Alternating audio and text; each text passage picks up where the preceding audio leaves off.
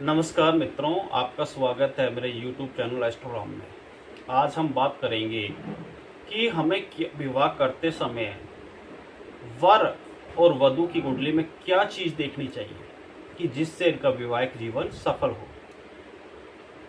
हमने देखा है कि बहुत से माता पिता क्या करते हैं कि पंडित जी गुण मिला दो, खाली गुण मिलाकर विवाह कर देते हैं, लेकिन वह ग्रहों का मिलान नहीं करते हैं, कुंडली मिलान नहीं करते हैं, जिसकी वजह से उन्हें काफ़ी परेशानियों का सामना करना पड़ता है।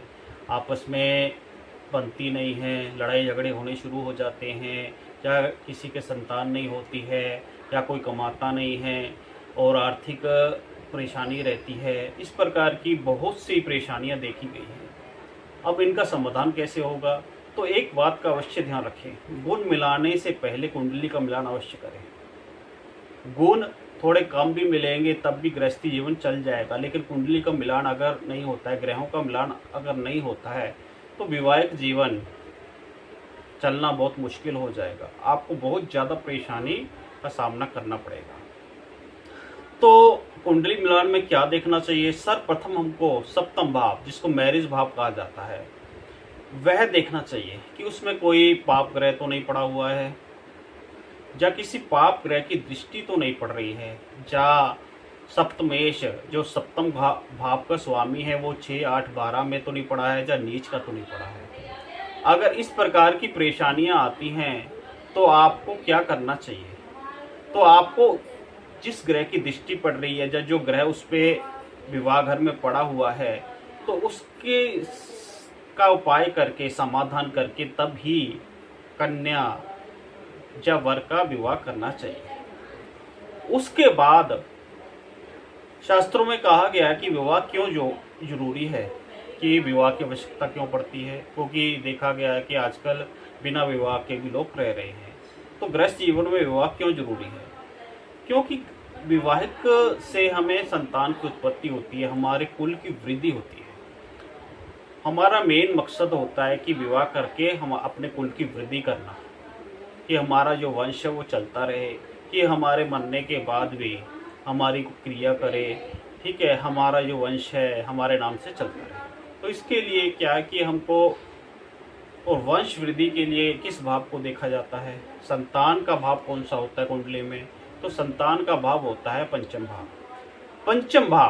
पंचम भाव में कौन सा ग्रह पड़ा हुआ है? कहीं मंगल, केतु या कोई नीच का ग्रह तो नहीं पड़ा हुआ है, उसकी पोजीशन खराब तो नहीं है कि हम शादी कर दें, ठीक रहे, लेकिन संतान ही ना उत्पन्न हो, तो भी विवाह करना बेकार चला जाता है।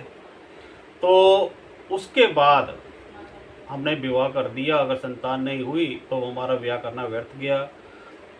तो इसके बाद देखना चाहिए नवम भाव, जिसको लड़की की कुंडली में खास करके देखना चाहिए, जो पति का भाव होता है। अगर लड़की की कुंडली में नवम भाव बलवान है तो विवाह के बाद पति की भाग्य वृद्धि जरूर होगी। हमने सुना है कि क्या होता है कि हमने शादी कर दी और देखा कि कन्या के विवाह के बाद ही जैसे ही लड़की के पैर किसी के घर में पड़ते हैं तो वो भाग्यशाली इतनी होती है कि उसमें कि धन में दिन दूनी रात चौगनी होती जाती है, उनके भाग्य दिन फिर जाते हैं, भाग्य बदल जाता है। तो उसके लिए नवम भाव देखना चाहिए, क्योंकि अगर उस नवमेश बलवान है, नवम भाव में अच्छे ग्रह पड़े हुए हैं, तो जो शादी हो रही है, कन्या आ रही है, वो अपने पति के लिए बहुत सौभाग्यशाली रहेगी। और इसके साथ देखा जाता है दशम भाव। लड़की कुंडली में दशम भाव जरूर देखें। दशम भाव और 11वां भाव, खास करके दशम भाव, जिसको कैरियर का भाव कहा जाता है।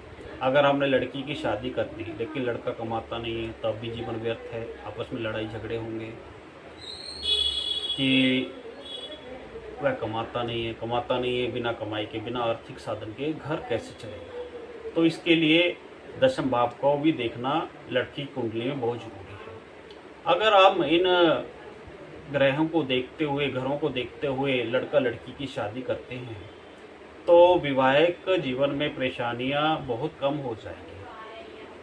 ठीक, ऐसा नहीं है कि कोई ना कोई किसी ना किसी घर में प्रॉब्लम हो जरूर होती है, लेकिन उसका समाधान हम कर सकते हैं। जैसे कि मान लीजिए कि सप्तम घर पीड़ित है, हमें पता है कि इस ग्रह की वजह से ये घर खराब हो रहा है सप्तम भाव, तो हम उसका उपाय कर सकते हैं। जैसे विवाह से पहले, जैसे जैसे शनि की दृष्टि है तो शनि का पूरा निवारण करके, जहाँ राहु की दृष्टि है राहु का पूरा निवारण करके कन्या या वर का विवाह कीजिए, तो उससे क्या होगा कि वैवाहिक जीवन सफल होगा।